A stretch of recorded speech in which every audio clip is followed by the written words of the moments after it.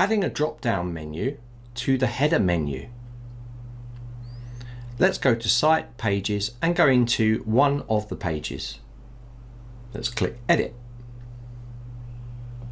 Okay, let's click the dynamic header menu and click Settings. Come across to the menu and click Add New Menu Item.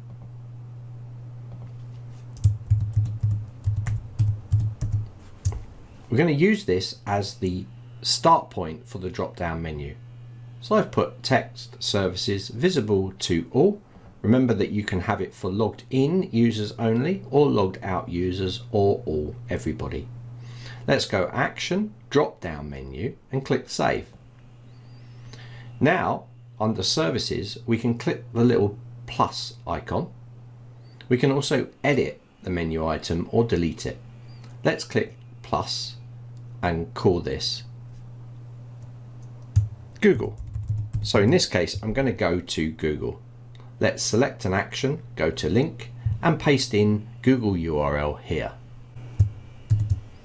I'm going to open this in a new tab. So it opens as a new tab in the browser. Let's click Save. Now this has been added underneath the services menu. Let's add a new one and send them to our YouTube channel.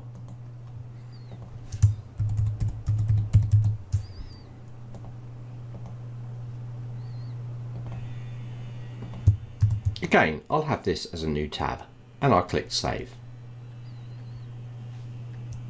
Now let's send the next one to our support page.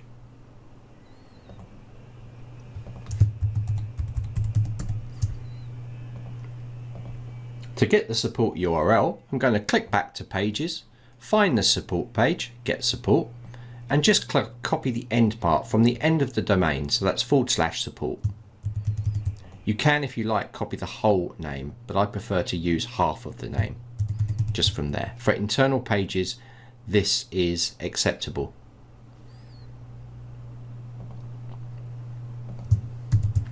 /support. This time I'm going to have it on the same tab and not open a new tab. Let's click Save. So we've created 3 elements inside here, 3 drop-down menu items inside of Services. Let's click Save. Let's now check our page.